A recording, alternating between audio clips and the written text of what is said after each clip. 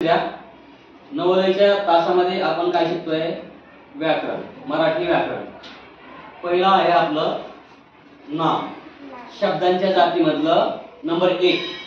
शब्दांच्या जाती किती? 8. नाम, सर्वनाम, विशेषण, क्रियापद, क्रियाविशेषणार्गे, शब्दयोगी, उभयान्वयी आणि केवळ प्रयोगार्गे अशा 8 नामाच्या जाती आहेत. त्यापैकी नंबर 1 नाम. नाम म्हणजे काय? कोणत्याही ठेवलेल्या नावाला नाम असे म्हणतात. कोणतेही ठेवलेलं नाव. तुमचं नाव कसं आहे? ठेवलेलं आहे, ठीक आहे. त्यानंतर उदाहरणार्थ मुलगा, फूल, नदी, वृक्ष, पर्वत, टेबल, मिठाई, गोदावरी, हिमालय, सुरेश, मनीषा इत्यादी इत्यादी. म्हणजे असे आणखी किती बी आहेत. ह्या नावाला काय म्हणतो आपण? नाम म्हणतो. कोणत्याही ठेवलेल्या नावाला काय म्हणतात? नाम म्हणतात. आता नामाचे प्रकार. नामाचे प्रकार किती आहेत? 3 प्रकार आहेत. नंबर 1 आहे सामान्य नाम, नंबर 2 आहे विशेष नाम, नंबर 3 भाववाचक नाम. आता त्यातला नंबर 1 सामान्य नाम म्हणजे काय? सामान्य म्हणजे सारखेपणामुळे.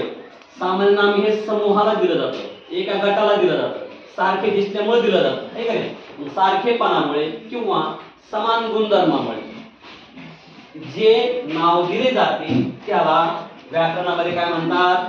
सामान्य नाम. आता उदाहरणार्थ मुलगा.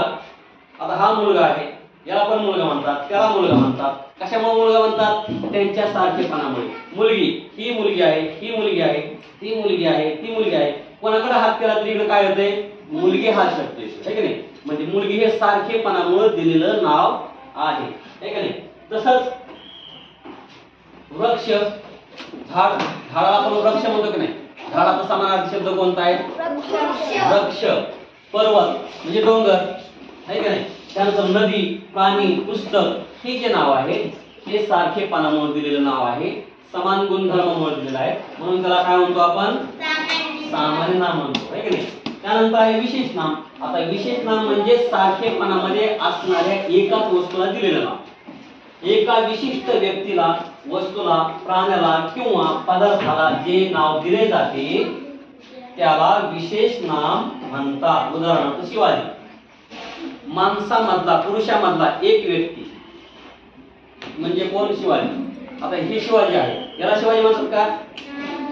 त्याला शिवाजी म्हणतात का? नाही. फक्त एक शिवाजी म्हणतात, एकच उठलो आहे, आहे का नाही. तुझं नाव काय? पूनम. पूनम हिला म्हणतात का? पूनम हे एकाच व्यक्तीला दिलेलं नाव आहे का नाही. जिक्रा. हिला जिक्रा म्हणतात का? हिला म्हणतात का? तिला म्हणतात का जिक्रा? जिक्रा हे सामान्य नाम नाही.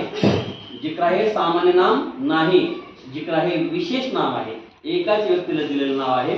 असं म्हणजे एकाच व्यक्तीला दिलेलं नाव, एकाच वस्तूला दिलेलं नाव याला व्याकरणामध्ये विशेष नाम असे म्हणतात. त्यानंतर आहे भाववाचक नाम. आता वस्तूच्या, पदार्थाच्या किंवा प्राण्याच्या गुणाला दिलेलं नाव. आता ठीक आहे. आता जिक्रा हुशार आहे. हुशारी दिसते का आपल्याला? हुशारी दिसते का डोळ्याने? जिक्रा दिसते पण हुशारी दिसते का? नाही. मग हुशारी दिसत नाही पण गुण आहे, ठीक आहे. त्यानंतर दस्तूरकर, प्रामाणिक आहे. प्रामाणिकपणा हा दिसतो का डोळ्याने? प्रामाणिकपणा हा कृतीतून दिसतो, तिच्या वागण्यातून दिसतो.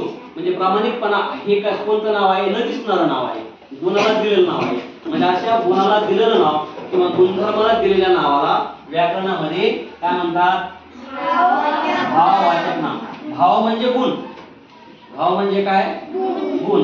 म्हणजे वस्तूच्या, पदार्थाच्या किंवा प्राण्याच्या गुणाला किंवा गुणधर्माला जे नाव दिले जाते त्याला भाववाचक नाम म्हणतात. उदाहरणार्थ पावित्र्य, आहे का नाही. पावित्र्य, हुशारी, नम्रता, लबाडी. लबाडी दिसते का आपल्याला?